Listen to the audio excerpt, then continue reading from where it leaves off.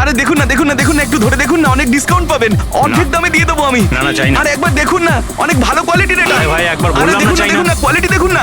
আরে শুনুন না ম্যাডাম, দেখুন না, আরে কোয়ালিটিটা দেখুন ম্যাডাম, কিনুন না, ভালো কোয়ালিটির এগুলো, খুব ভালো কোয়ালিটির ম্যাডাম। আরে কেন বিরক্ত করছো ভাই? একবার তো বললাম চাই না। ও ও, ও দাদা, এই ম্যাডামের মনে হয় কিছু একটা হয়েছে। আরে কিচ্ছু হয়নি ওর। আরে দেখুন ঘুমোচ্ছে। না, ওনার ঘাট থেকে রক্ত বেরোচ্ছে। কি? হ্যাঁ, দেখুন ওনার রক্তে ভেসে যাচ্ছে। সুচি? ওই যে, সুচি? ওই দেখুন দেখুন, ওই যে সুচি?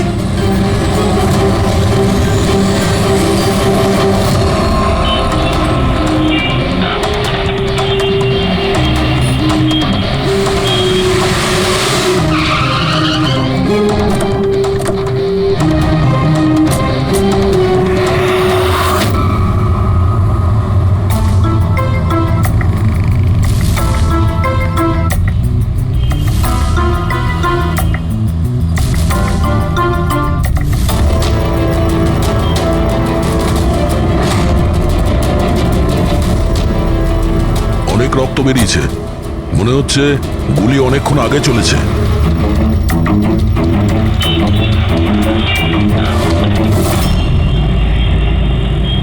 এসব কি করে হলো মিস্টার আশুতোষ। আচ্ছা, আর এনার নাম কি? ইনি আমার স্ত্রী সুচি।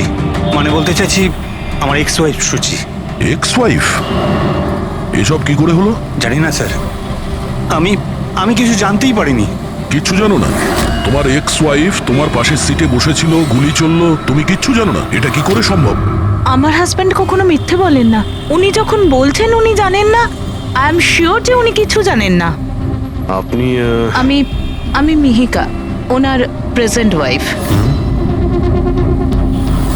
মিস্টার আশুতোষ, যখন সুচির গুলি লাগে আর পিছনের কাঁচটা ভেঙে যায় তখন নিশ্চয়ই শব্দ হয়েছিল, আর আপনি আমাদের বলছেন আপনি কিছুই জানেন না। আসলে গাড়ির মধ্যে খুব জোরে মিউজিক সিস্টেম বাজছিল আর সুচি ঘুমিয়েছিল। আমি কিচ্ছু বুঝতে পারিনি। ওই লোকটা কিছু জিনিস বিক্রি করতে এসেছিল। ও যখন আমাকে বললো তখন আমি বুঝতে পারলাম কি সুচি। গাড়িতে মিউজিক চলছিল আর সূচি ঘুমিয়ে পড়েছিল। অদ্ভুত, প্রায়শই লোকেদের ঘুম একটু আওয়াজেই ভেঙে যায়, আর এত লাউড মিউজিকে সূচি ঘুমোচ্ছিল। স্যার, আপনাদের কথা থেকে বোঝা যাচ্ছে যে আপনারা আমাকেই সন্দেহ করছেন। স্যার, আমি এটা কেন করব? সুচি আর আমার ডিভোর্স নিশ্চয়ই হয়েছিল, কিন্তু আমরা ভালো বন্ধু ছিলাম আর আমাদের যোগাযোগও ছিল। আপনি আপনি দীনেশকে জিজ্ঞাসা করে নিন। দিনেশ? স্যার, আমি সুচির ভাই। ও ঠিকই বলছে স্যার, ডিভোর্সের পরেও ওর আর সুচির মধ্যে খুব ভালো সম্পর্ক ছিল, কখনো কোনো ঝামেলা হয়নি। আচ্ছা, তো আপনারা কোথায় যাচ্ছিলেন বলুন তো?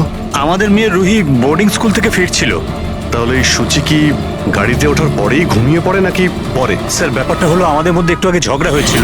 আশুতোষ, রুহি স্কুল খুব ভালো, এই স্কুল চেঞ্জ করার কোনো দরকারই নেই। সুচি, এই স্কুলটার টাকা পয়সা খুব বেশি, আমি এর ফিসটা জোগাড় করতে পারবো না। কিন্তু আমি করতে পারি, আর আমি আমার মেয়ের এডুকেশনে কোনো কম্প্রোমাইজ করব সুচি, না। আমি তোমার থেকে টাকা নিতে পারবো না। কেন? ও, তোমার মেয়ে লিগো চলে আসে তাই না, যে আমি তোমার থেকে বেশি ইনকাম করি? জানো, আমাদের ডিভোর্সের কারণ এটাই, যে একটা মেয়ে একটা ছেলের থেকে বেশি ইনকাম করে। সাফল্যটা মনের ব্যাপার, এটা স্বামী স্ত্রীর প্রতিযোগিতা নয়। তোমার সাথে কোনো তর্ক করতে চাই না, না এই ব্যাপারে কোনো কথা বলতে চাই। রুহি এই স্কুলেই থাকবে। তারপর আমাদের মধ্যে আর কোনো কথা হয়নি। আমার মনে হয়েছিল ঘুমিয়ে পড়েছে। আচ্ছা, এই যখন ঝগড়া হচ্ছিল তখন গাড়ি কোথায় ছিল, মানে কোন এলাকায়? স্যার, লিংক রোডের সিগন্যালে, কেপি থিয়েটারের পাশেই। আর তারপর কোন রাস্তায় গেছিলেন আপনারা? সেখান থেকে স্যার আমি লেফট নিলাম, ওই সামনে ফ্লাইওভারটা আর দেখে। সোজা এখানে চলে এসেছেন? হ্যাঁ স্যার। তার মানে প্রায় 2 কিলোমিটার এই গাড়িটা চলেছে। তার মানে 2 কিলোমিটারের মধ্যেই কোথাও গুলি চলেছে সূচির ওপরে। পঙ্কজ, একটা কাজ করো তো, কেপি থিয়েটার থেকে এইখানে 2 কিলোমিটার অবধি চেক করে দেখো তো, যদি কোথাও কিছু প্রমাণ পাওয়া যায়, মানে কোথাও কাচের টুকরো পড়েছে কিনা দেখে নিও, ঠিক আছে? আর হেঁটে যেও। 2 কিলোমিটার স্যার? হেঁটে যাও। গুলিটা অদ্ভুত অ্যাঙ্গেল থেকে লেগেছে, এই নিচে, মানে গুলিটা উপর থেকে নিচে এসেছে, মানে যে গুলি চালিয়েছে তার হাত উঁচু করতে হয়েছে ফায়ার করার সময়। খোলা রাস্তায় কেউ গুলি মেরেছে আর কেউ দেখেনি? হতে পারে খুনি একটু দূরে ছিল, তাও গুলি করা খুবই মুশকিল ছিল এই চলন্ত গাড়িতে আর তাও তখন যখন খুনি হয়তো গাড়িতে বা কোনো বাইকে ছিল। তবে এইভাবে গুলি করাটা কিন্তু সহজ নয় দয়া।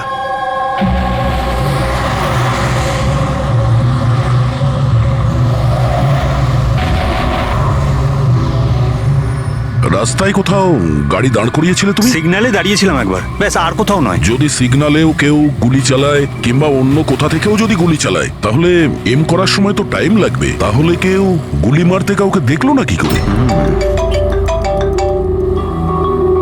হ্যালো, হ্যাঁ স্যার, ঠিক আছে স্যার, আমরা পৌঁছাচ্ছি। কি হয়েছে? এসিপি স্যারের ফোন ছিল, আর একটা লাশ পাওয়া গেছে কামরি ব্রিজের নিচে।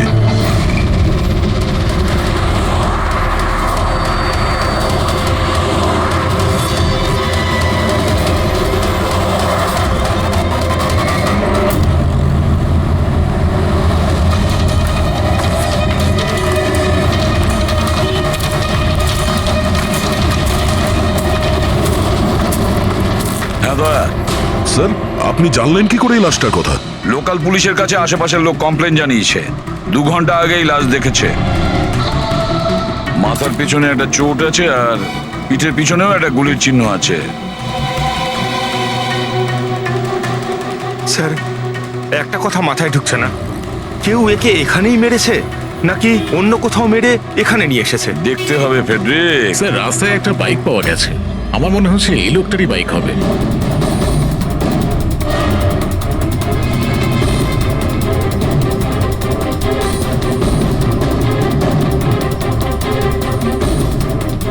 Skid mark.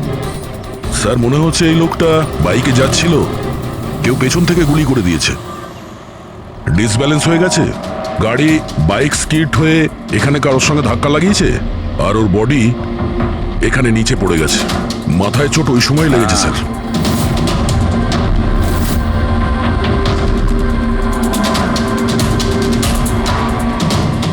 স্যার, কিছুতেই বুঝতে পারছি না এই লোকটা কে। এর কোনো রকম আইডেন্টিফিকেশন নেই। আমি মিসিং পার্সনস ব্যুরোতে জিজ্ঞেস করে দেখবো কি? ফেডরিক, এত তাড়াতাড়ি কেউ মিসিং পার্সনস ব্যুরোতে রিপোর্ট করে না। একটা কাজ করো, আরটিওতে গিয়ে এই বাইকের রেজিস্ট্রেশন চেক করো। ওখানেই সমস্ত ডিটেলস পাওয়া যাবে যে মালিক কে। ওই কেসটার ব্যাপারে কি হলো কিছু জানতে পারলে? না স্যার, খুব অদ্ভুত কেস। বুঝতে পারছি না গুলি কে চালিয়েছে আর কোথা থেকে। পুরো এলাকাটা খুঁজে দেখেছি স্যার, কিন্তু কিচ্ছু পাইনি। ট্রাফিক পুলিশরা কি বলছে? স্যার, ট্রাফিক পুলিশ, ওখানে দোকানদার যারা দাঁড়িয়ে ছিল তাদের সবাইকে জিজ্ঞেস করেছি, কেউ খুনির ব্যাপারে কিচ্ছু জানে না। তাহলে সূচির ওপর গুলি চললো কোথা থেকে? দেখতে হবে। স্যার, আমি বলেছি তো আপনাদের, আমি জানি না সূচির গুলি কখন লাগলো, কিভাবে লাগলো। আশুতোষ, দীনেশ, মিহিকা, সূচির খুব কাছের না তোমরা 3 জন, কি তাই তো? তাহলে এটা বলো, সূচির মৃত্যুতে তোমাদের 3 জনের মধ্যে কার লাভ হতে পারে? তার মানে স্যার? স্যার, আমরা ওকে কেন মারতে যাব? ও স্যার, ও আমার নিজের বোন ছিল স্যার, নিজের বোন। আমি নিজের বোনকে কেন মারতে যাব? কোটি টাকা পাওয়ার জন্য। আবার কি কোটি টাকা পাওয়ার জন্য? এতে আমার কি লাভ হতো স্যার? আমার আর সুচির তো আগেই ডিভোর্স হয়ে গেছে। হতে পারে ডিভোর্সই ওই কারণটা। ডিভোর্সের পরেও আমি আর সুচি অত্যন্ত ভালো বন্ধু ছিলাম, বন্ধুর মতোই মিশতাম আমরা। এটাও তো হতে পারে যে তোমার প্রথমা স্ত্রীর সঙ্গে যে সম্পর্ক ছিল সেটা হয়তো দ্বিতীয় স্ত্রীর পছন্দ ছিল না। স্যার, আপনি এসব কি বলছেন? ওদের মধ্যে ভালো সম্পর্ক ছিল, তাতে আমার কি? ওদের দুজনকে নিয়ে আমার কোনো প্রবলেম ছিল না, আমি ইনসিকিউর নই। যদি তোমাদের 3 জনের মধ্যে কেউ সূচিকে না মেরে থাকে, তাহলে সূচিকে কে মেরেছে? কে মেরেছে? আমি বলছি আপনাকে, সূচি একটা এনজিওতে কাজ করত। ও ওখানে একজন অ্যাকাউন্টেন্টের পর্দা ফাঁস করে দিয়েছিল, কারণ ওই মেয়েটা টাকা পয়সা নিয়ে গন্ডগোল করছিল। তোমার মনে হচ্ছে শেলির হাত হতে পারে এই সবের পেছনে? ইয়েস স্যার, ওকে অনেকবার হুমকিও দিয়েছিল। স্যার, আমার তো মনে হচ্ছে কি এ কাজটা হয়তো পৃথ্বীর হতে পারে। আচ্ছা, এই পৃথ্বী কি? খুবই খুবই অসভ্য ধরনের লোক, ওই রোমিও টাইপের। সুচি পুলিশকে কমপ্লেনও করেছিল ওর বিরুদ্ধে, কিছুদিনের জন্য জেলেও গেছিল। ঠিক আছে, তোমরা তিনজন যেতে পারো। Thank you sir. Thank you thank you sir.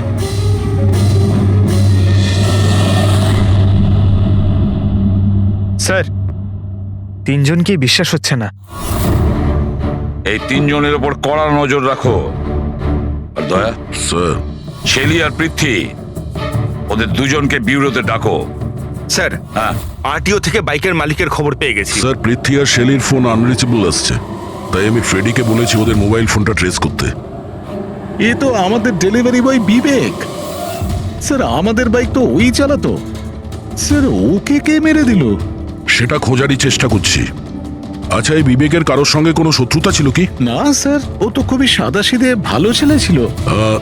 কবে থেকে কাজ করছিল এখানে? গত 1 মাস ধরে রাজস্থান থেকে এসেছিল, খুব পরিশ্রমী ছিল। স্যার ও তো শহরে কাউকে চিনতও না। এ কোথায় যাচ্ছিল ডেলিভারি করতে? কোথাও নয় স্যার, আজ তো ওর ছুটি ছিল, ওই জন্য আমার বাইক নিয়ে ঘুরতে বেরিয়েছিল। আচ্ছা, ওর বাড়ির অ্যাড্রেস দিতে পারবেন? স্যার ওর বাড়ির অ্যাড্রেস তো নেই, ও এই দোকানেই শুতো। আচ্ছা, জিনিসপত্র কিছু? স্যার এই ওর একটা বাক্স আছে। এটা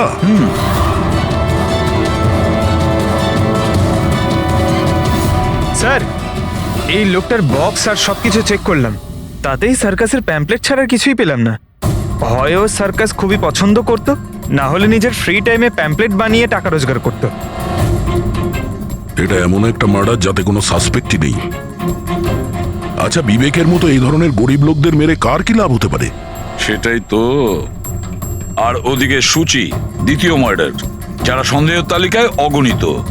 তাদের মধ্যে যে কেউ গাড়ির সামনে গিয়ে গুলি করে মারতে পারে সূচিকে। না বস, আই এম সরি বাট আমি তোমার সঙ্গে একমত হতে পারছি না। কোন কথা? সেটা এই যে কেউ একে পাশ থেকে গুলি করেছে। তার মানে? স্যার, তার মানে এটা। আরে এটা তো রাইফেলের গুলি। হ্যাঁ স্যার, আর এই গুলিটা সূচির গলায় এদিকে এখানটা আটকে ছিল। গুলি রাইফেল থেকে চললে তো অনেক দূর থেকে চালানো হয়েছে। হ্যাঁ একদম ঠিক, দূর থেকেও আর উঁচু থেকেও, এইসব আমি বলছি। এই দেখো বস, 50 ডিগ্রি অ্যাঙ্গেল থেকে সূচিকে গুলি করা হয়েছে। গুলি এখান থেকে এসেছে, কারের কাঁচের জানলা ভেঙেছে আর গিয়ে এর গলায় লেগেছে। এই গুলি যে অ্যাঙ্গেল থেকে চলেছে ডক্টর, কত দূর থেকে চলেছে এই গুলিটা? এই ধরো 70 ফিট দূর থেকে। তার মানে কোনো উঁচু বিল্ডিং থেকে চালানো হয়েছে। সে তৈরি হয়ে বসেছিল বিল্ডিং এর ওপরে গুলি চালানোর জন্য। একটা কাজ করো, ওই এরিয়ার ম্যাপটা বের করো। গুলি গাড়ির বাঁদিক থেকে এসেছিল, আর বাঁদিকে প্রায় অনেকগুলো এরকম বিল্ডিং আর হাই রাইজ টাওয়ার আছে স্যার। যে জায়গায় ওদের দুজনে ঝগড়া হয়েছিল সেখান থেকে সূচির লাশ যেখানে পাওয়া গেছে, তার মধ্যে প্রায় 15 থেকে 20টা টাওয়ার আছে। এর মধ্যেই কোনো একটা বিল্ডিং থেকে গুলি চালানো হয়েছে।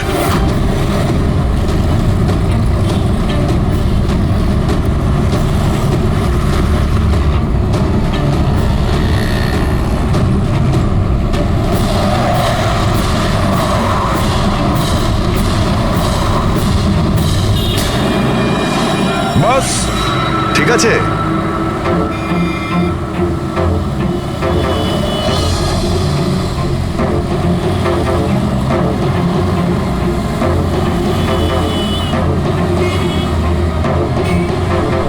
এই অভিজিৎ স্যারের হাতে ওটা কি?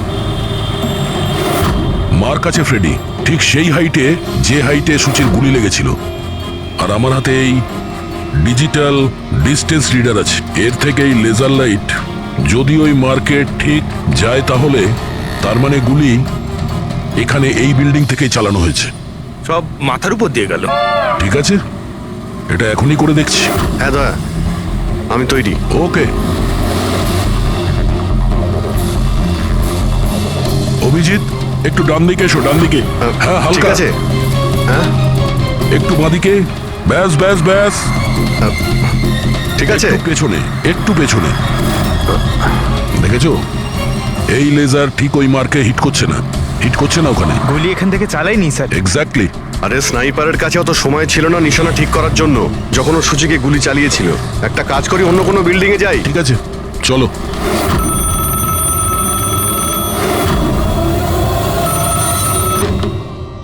হ্যালো। হ্যাঁ হ্যালো, আচ্ছা এটা কি ফ্যান্টাসি সার্কাস জয়পুর রাজস্থানের অফিস?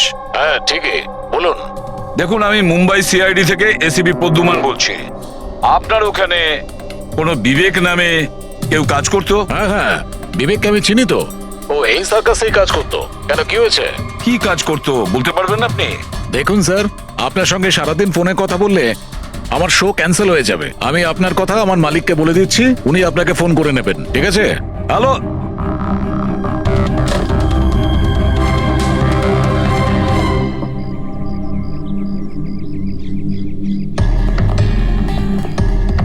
অদ্ভুত স্যার, বিল্ডিং এ কোনো গাড়ি দেখলাম না, মনে হয় গুলি এখান থেকেই করা হয়েছিল। দেখছি। হ্যাঁ অভিজিৎ, রেডি আছো?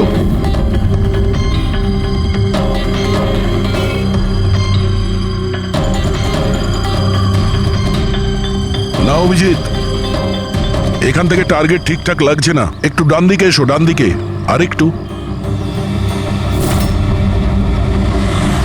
হ্যাঁ পারফেক্ট পারফেক্ট, এখানে। লেগে গেছে নিশানা। তার মানে হলো সূচি এখানেই ছিল যখন ওর গুলি লাগে। পঙ্কজ, ফ্রেডি, একটু আশেপাশে দেখো ওই স্নাইপার কোনো প্রমাণ ফেলে গেছে কিনা। কিন্তু ভাই দয়া, এখানে তো কোনো স্পিড ব্রেকারও নেই। সে এমন কোন স্নাইপার হবে যে ওই বিল্ডিং এ বসে এত দ্রুত যাওয়া কোনো গাড়িতে নিশানা লাগাবে যেটা সূচির ঘাড়ে গিয়ে লাগবে? হ্যাঁ এটা তো সত্যি। আশুতোষ, যখন তোমার গাড়িটা এখানে ছিল, হ্যাঁ, তখন কোনো কারণে তোমার গাড়িটাকে স্লো করতে হয়েছিল কিংবা দাঁড় করাতে হয়েছিল, কিছু মনে আছে? হ্যাঁ স্যার, আমি যখন ড্রাইভ করছিলাম তো গাড়ির সামনে একটা ভিখারি এসে গেছিল আর আমায় ব্রেক করতে হয়েছিল। ভিখারি? হ্যাঁ কি হলো? এইদিকে কিচ্ছু নেই স্যার। কিছু নেই? ওদিকেও কিছু নেই স্যার। ওই ভিখারি দেখতে কেমন ছিল? স্যার, ওর এক হাতে তো একটা ক্রাচ ধরা ছিল, অন্য হাতে লাল পোটলা, গলায় গামছা আর মাথায় অর্ধেক টাক ছিল। অভিজিৎ, এই ফ্লাইওভারের নিচে অনেক ভিখারি থাকে, ওদের মধ্যে কেউ একজন হবে। হ্যাঁ আমি শুনলাম আশুতোষ যা বললো ভিখিরির ব্যাপারে। আমি নিচে গিয়ে দেখছি। এই কে তোমরা? কাকে জিজ্ঞেস করে ওপরে এসছো? তুমি এখানকার ওয়াচম্যান? ডিউটিতে কেন ছিলে না? আমার ইচ্ছে। এই তোমরা কে আমাকে ডিউটি শেখাচ্ছ? সিআইডি। সিআইডি? জানো তোমার জন্য এখানে একজন মহিলার খুন হয়ে গেছে? আমার জন্য কেউ এই ছাদ থেকে একজন মহিলাকে নিচে গুলি মেরেছে, কি জানো ওই ব্যাপারে?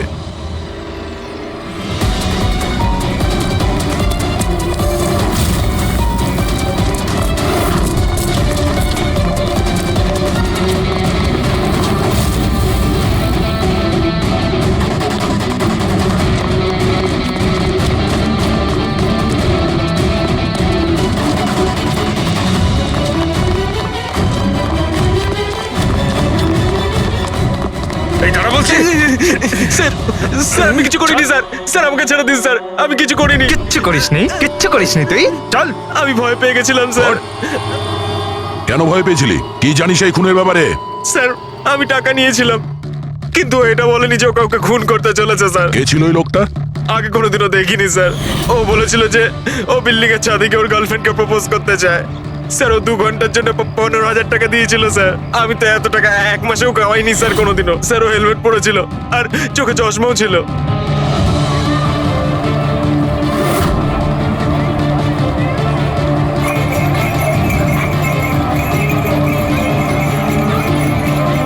আরে ভাই শোনো। ও দাদা, আচ্ছা এখানে এমন কাউকে তোমরা দেখেছো যে মাথায় লাল গামছা বাঁধে, লাল রঙের একটা বোঁচকা আছে আর লাঠির সাহায্যে হাঁটেও? আরে দাদা শোনো, এমন কাউকে দেখেছো যে মাথায় লাল রঙের গামছা বাঁধে, লাল রঙের একটা বোঁচকাও রাখে আর খুঁড়িয়ে খুঁড়িয়ে হাঁটে? দেখোনি?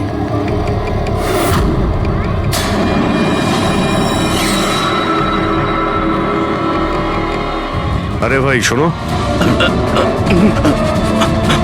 আরে ভাই শোনো, একটু কথা আছে। এই যে আরে এই, কি করছো ভাই? দাঁড়াও, আরে ভাই দাঁড়াও।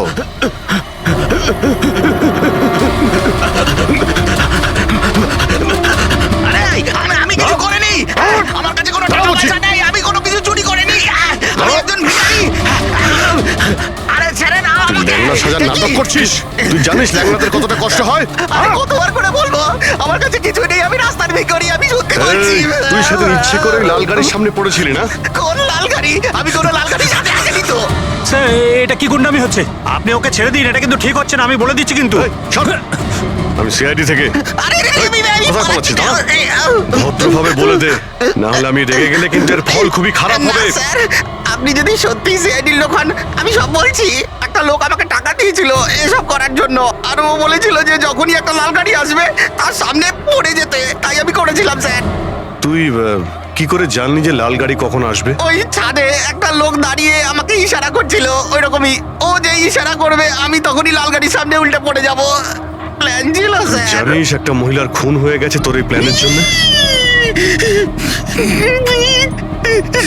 সাহেব আমাকে ক্ষমা করে দিন, দেখুন আমি রাস্তার একজন ভিখারি। ঠিক আছে, তুই এটা বল ওই লোকটা দেখতে কেমন ছিল? ওই স্যার, ও হেলমেট পরেছিল, মোটরসাইকেলে এসেছিল, আমি তো ওর মুখটা দেখতেই পাইনি। আরে ভাই কিছু তো দেখেছিলি, কিছু তো শুনেছিলি। ওর একটা ফোন এসেছিল, ফোনে বলছিল যে তাড়াতাড়ি দেখা করতে এসো, আর উত্তরে বললো যে আমি ওখানে পৌঁছচ্ছি। কোথায় কোথায় পৌঁছতে বলছিল, তোর মনে আছে কিছু? হ্যাঁ, মনে পড়েছে, ভান্ডুপ মিল। ভান্ডুপ মিল। ভান্ডুপ মিল। আচ্ছা ঠিক আছে, ঠিক আছে, ফিরে এসো, আমি স্যারকে ইনফর্ম করছি। Okay sir. হ্যাঁ অভিজিৎ ভান্ডব মিল থেকে ফিরে আসছে। ও বলছে যে মিল একদম ফাঁকা পড়ে আছে, কোনো প্রমাণই ওর হাতে পড়েনি। খুনি তো ওখান থেকেই পালিয়ে গেছে। হতে পারে অভিজিৎ পৌঁছানোর আগেই ওখান থেকে ও পালিয়ে গেছে। পঙ্কজ, হ্যাঁ স্যার। পঙ্কজ একটা কাজ করো, যখন সুচির গুলি লেগেছিল ঠিক ওই সময়ে ওই এরিয়াতে কতগুলো মোবাইল অ্যাক্টিভ ছিল খোঁজ নাও। স্নাইপারের ফোন ওদের মধ্যেই কারোর হবে। স্যার। হ্যাঁ হ্যাঁ পঙ্কজ, এটাও দেখো ওর মধ্যে কতজন লোক ভান্ডুপ মিলে গেছিল। স্যার,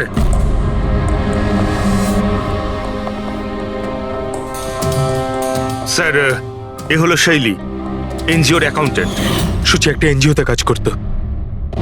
ও ওখানে একজন অ্যাকাউন্টেন্টের পর্দা ফাঁস করে দিয়েছিল। আর এ হলো পৃথ্বী, যার বিরুদ্ধে সুচি রিপোর্ট লিখিয়েছিল।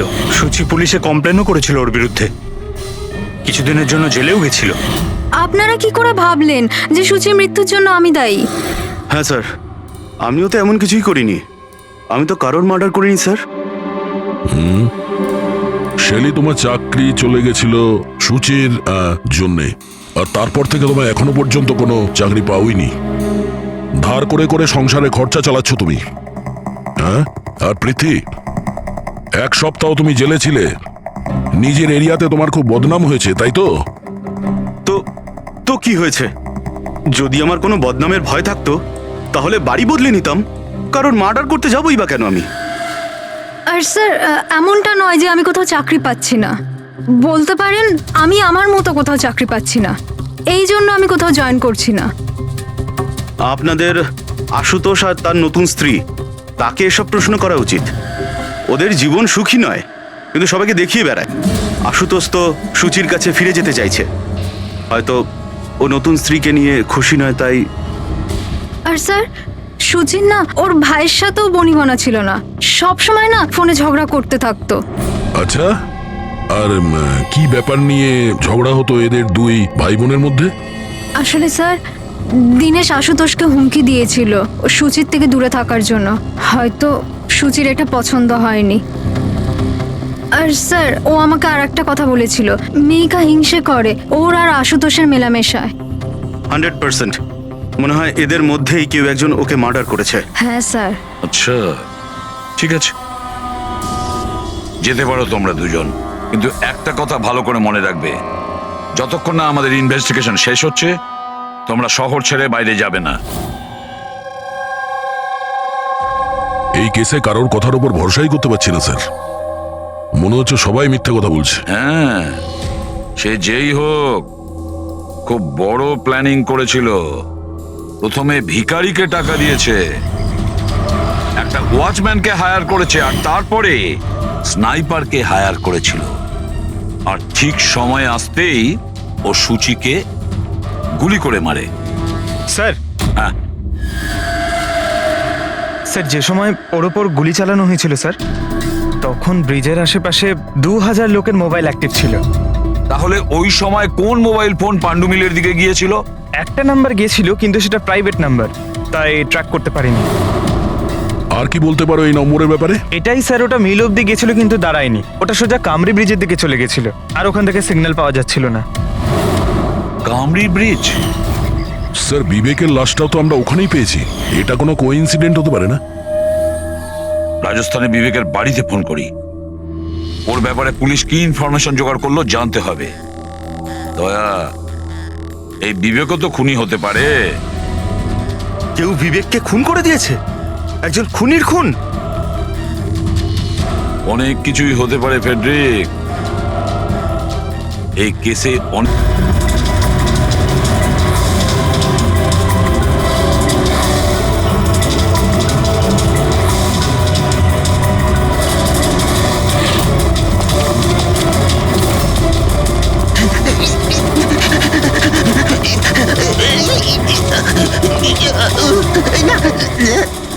আরে তুই বারবার পালাস কেন? হ্যাঁ, বারবার আপনারা আমার পিছনে পড়ে আছেন কেন? পিছনে তোর পড়ে সঙ্গে আছেন কথা কেন? আছে। আমি কিছু কথা বলতে চাই না। অনেক হয়ে গেছে স্যার, আপনারা আমাদের এইভাবে বিরক্ত করতে পারেন কেউ না। তোমাদের জ্বালাতন করছে না, আমরা নিজেদের কাজ করছি, যাও। কিছু শুনতে চাই না, যান এখান থেকে। আরে একজনের খুন হয়েছে, তোমরা কি বুঝতে পারছো না? তা কি হয়েছে? আমরা কি খুন করেছি নাকি? হ্যাঁ, আমরা গরিব মানুষ, ভিক্ষা করে খাই, তার মানে কি আপনারা আমাদের উপর দোষ দিয়ে দেবেন? হ্যাঁ, দেখুন না।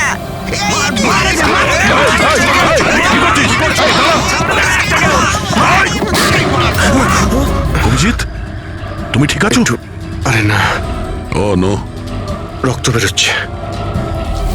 কি করলে তোমরা? হ্যাঁ, এই দেখ, এই লোকটা টাকা দিয়েছিল তোকে।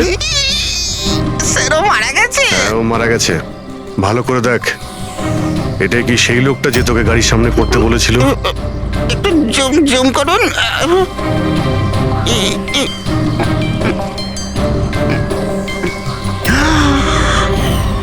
এমন ঘড়ি তো ও পড়েছিল।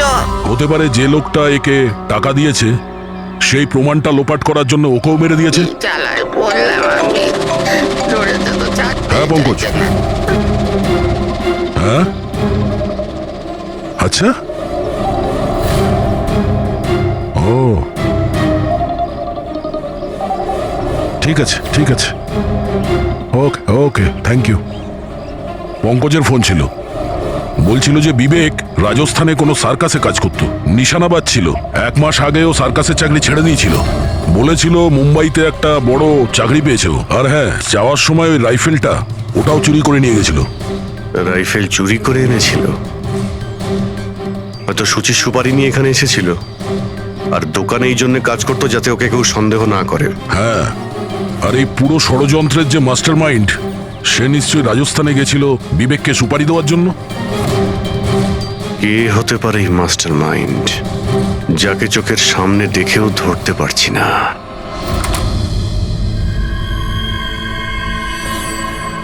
আরে মিস্টার আশু। স্যার আপনারা এখানে? মিস্টার আশু, ওই লোকটার ব্যাপারে জানতে পেরে গেছি যে সুচিকে গুলি করেছিল। Wow, that's a great news. আপনারা ধরেছেন ওনাকে? বিবেক নাম ওর।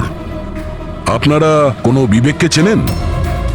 না তো। অদ্ভুত ব্যাপার, আপনি কোনো বিবেককে চেনেন না, কিন্তু 15 বার কল করেছেন আপনি আপনার ফোন থেকে বিবেককে। কি বলছেন? আমি যখন বলছি কোনো বিবেককে জানিই না, তাহলে আমি ওকে ফোন কেন করবো স্যার? শুধু এটাই নয়, ওর সঙ্গে দেখা করতে তুমি রাজস্থানেও গিয়েছিলে। সার্কাসে ওর গুলি চালানোর ক্ষমতাটা দেখে তোমার এত পছন্দ হয়েছিল যে সুচিকে মারার কন্ট্রাক্টও দিয়ে দিয়েছিল ওকে। 1 মিনিট স্যার, 1 মিনিট। এটা সত্যি যে একটা বিজনেস ট্রিপের জন্য আমি রাজস্থান গিয়েছিলাম, কিন্তু আমি কোনো সার্কাসে যাইনি স্যার।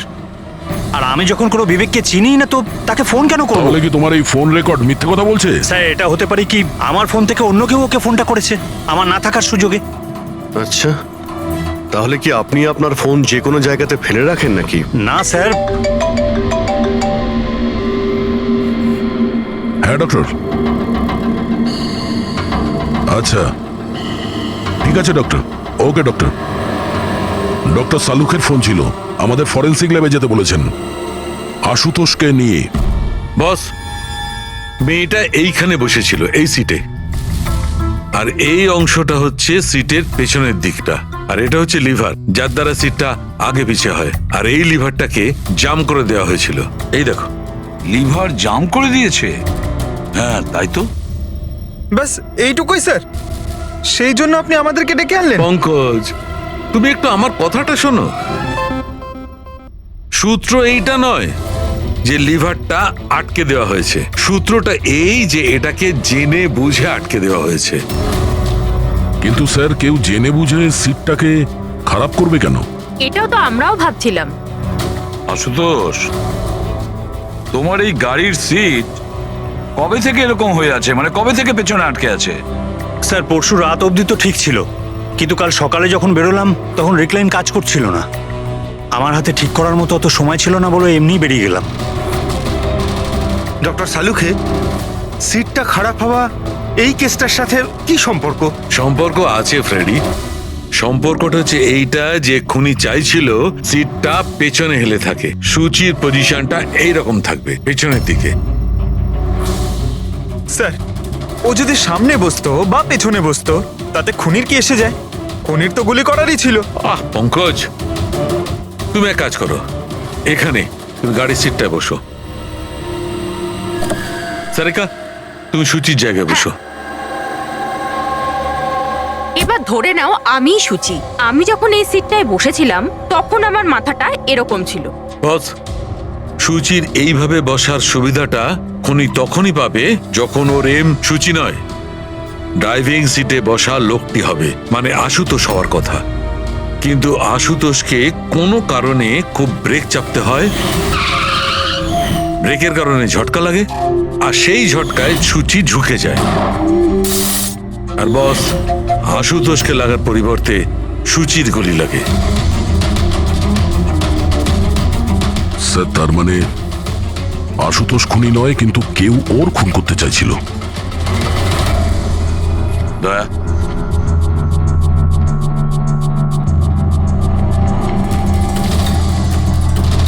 আশুতোষ। হ্যাঁ স্যার। তুমি একটা কথা বলো, তোমার কি কোনো শত্রু আছে? এমন কোনো শত্রু যে তোমাকে প্রাণে মেরে ফেলতে চায়? ভেবে চিনতে বলো, ভাবো। না স্যার, আমার কারোর সাথে কোনো শত্রুতা নেই। না আশুতোষ, কেউ তো নিশ্চয়ই হবে যে তোমাকে প্রাণে মেরে ফেলতে চায়, তোমার সিটের লিভারটা জাম করে দিয়েছে। না স্যার, এটা তো হতেই পারে না, কারণ এই গাড়িটার একটাই মাত্র চাবি, আর সেটা সবসময় আমার কাছেই থাকে। আমি তো কিছুই বুঝতে পারছি না আমি স্যার, যে এসব কি করে হলো। কোনো ব্যাপার নয় আশুতোষ, ও যেই হোক না কেন আমরা খোঁজার চেষ্টা করব যে কে তোমাকে মারার চেষ্টা করছে। ঠিক আছে, চলো যাই, চলে এসো। হ্যাঁ স্যার। স্যার স্যার, আমরা আশুতোষকে ছেড়ে দিলাম কেন? খুনি যদি আবার ওর উপর আক্রমণ করে তাহলে? দেখে যাও তুমি পঙ্কজ, এবার আমরা আশুতোষের প্রতিটা মুভমেন্ট ট্র্যাক করব, সব কথা আমরা শুনতে পাবো। স্যার, সেটা কিভাবে? দয়া যে ট্রান্সমিটার বাগ লাগিয়ে দিয়েছে।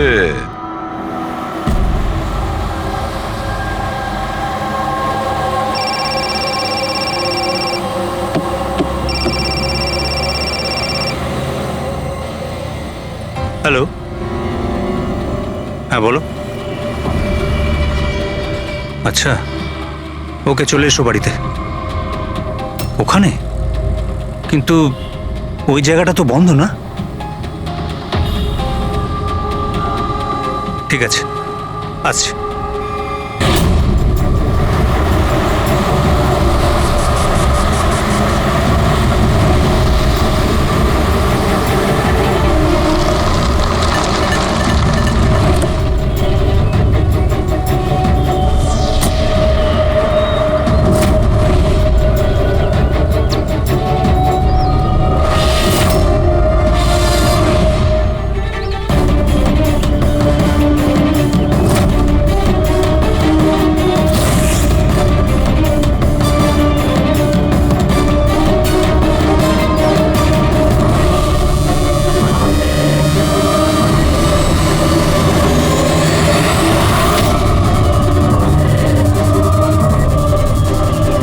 এটা কি করছো?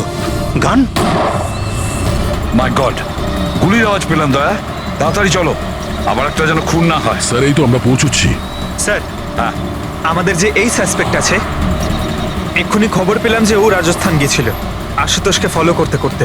ও তো আশুতোষের খুব কাছের লোক ছিল।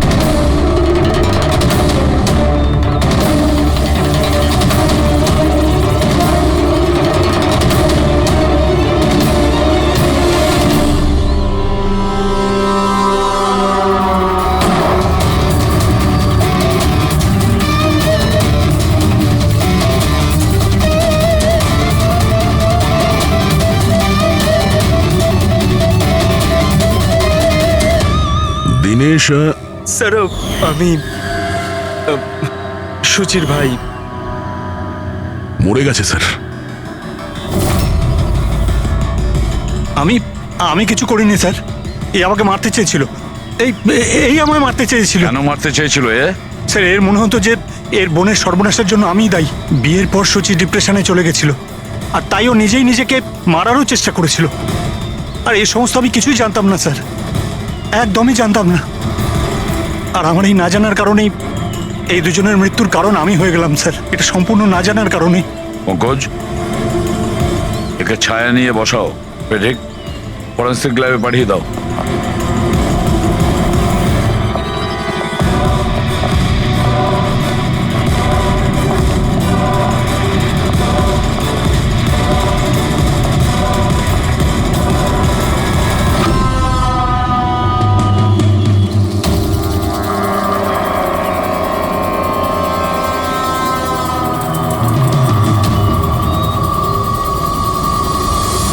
গল্পে একটা নতুন টুইস্ট।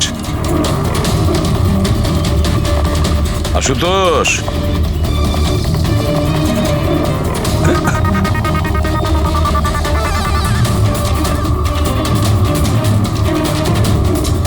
এটা কি চেনো? না স্যার, আমি ঠিক জানি না। জানো না? এক্ষুনি জেনে যাবে। পঙ্কজ, চেক করো ওকে। কিন্তু কেন? হাতছু করুন, জানতে পেরে যাবেন আপনি। স্যার আমি তো কিচ্ছু করিনি, আমি নিরপরাধ। আপনারা কেন আমার তল্লাশি নিচ্ছেন? আমার কথা বিশ্বাস করুন স্যার, আমার কাছে কিচ্ছু।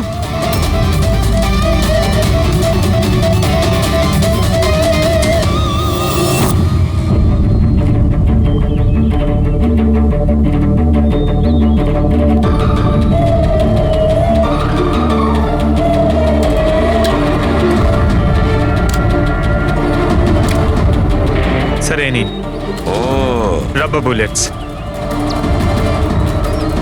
আমি জানি না স্যার যে এর থেকে কি প্রমাণ হচ্ছে। কি প্রমাণ হয়? হ্যাঁ, তুমি এই বন্দুক দিয়ে দিনেশের খুন করেছো, আসল বুলেট দিয়ে। হ্যাঁ, তাহলে এই গানটা কি করে এলো তোমার কাছে? আর ওই নকল রাবার বুলেট, ওটা কি করে ফায়ার হলো আর কখন? স্যার প্ল্যান আমিই করেছিলাম। A to Z পুরো প্ল্যান আমার। সুচির মৃত্যু, দিনেশের মৃত্যু, আর ওই প্ল্যানটাও এই জন্য যে আপনাদের মনে হয় যে সুচির মৃত্যুটা ভুল করে হয়েছে, কিন্তু আসল টার্গেট আমিই ছিলাম। আর আপনাদের সন্দেহ যাতে দিনেশের উপর যায়। কিন্তু সমস্ত প্ল্যানটা নষ্ট হয়ে গেল, সবকিছু জলে গেল। কেন মেরেছো তুমি সুচিকে? সুচিকে মেরে তুমি কি পেলে? সুচি আমার মেয়ে রুহিকে নিয়ে চিরকালের জন্য দেশ ছেড়ে চলে যেতে চেয়েছিল, আর এই কথাটাও আমার কাছে লুকিয়েছিল। আপনারাই বলুন স্যার, আমার একমাত্র মেয়েকে নিজের থেকে দূর কিভাবে করতে দিতাম। আর সেই জন্য তুমি বিবেক মানে একজন শার্প শুটারকে টাকা দিয়েছো নিজের স্ত্রী সূচিকে মেরে ফেলার জন্য, আর যেই ও তোমার কাজ শেষ করেছে ওকেও মেরে দিয়েছো। তুমি দিনেশকে কি এমন কথা বলেছিলে যে ও মারার জন্য তোমাকে এখানে চলে এলো? আমি আমার ওয়াইফকে দিনেশের কাছে পাঠালাম। কি? হ্যাঁ দিনেশ, আমি এক্ষুনি জানতে পারলাম যে আশুতোষই তোমার বোনকে মেরেছে আর ও তোমাকেও মারতে চায়। না না, আমি ওকে ছাড়বো না, মেরেই ফেলবো আমি ওকে। দিনেশ পাগল হয়ে গেছো নাকি? খুন করবে তুমি? ও আমার বোনকে মেরে ফেলেছে, আমি ওকে ছাড়বো না। আমার বোনকে এভাবে মেরে ফেলার আগেও একবারও ভাবলো না। না, যাই হয়ে যাক না কেন আমি ওকে ছাড়বো না, দিনেশ, আমি ওকে কিছুতেই দিনেশ, ছাড়বো না। দাঁড়াও, আমার কথা শোনো। আর সুযোগ পেয়ে ওর বন্দুকটা বদলে দিল। তাহলে দিনেশ তোমার উপর যে গুলিটা চালাচ্ছিল সেটা নকল ছিল? হ্যাঁ, মারপিটের সময় আমি ওই গানটা বদলে দিয়েছিলাম যাতে আপনাদের মনে হয় কি আত্মরক্ষার জন্য আমি দিনেশকে মেরেছিলাম, আর আপনাদের সামনে আমি নিরপরাধ বলে সাব্যস্ত হই। কি রেখে গেলে তোমার ছেলের জন্য? না মা না বাবা। ওই সন্তানকে পাওয়ার জন্য তুমি ওরই মাকে মেরে ফেলেছো, আর এই অপরাধে তুমিও আজীবন জেলের গড়াদের পেছনে থাকবে। বলো আশুতোষ, কি পেলে তুমি নিজের ছেলেকে এইভাবে অনাথ করে? কি পেলে?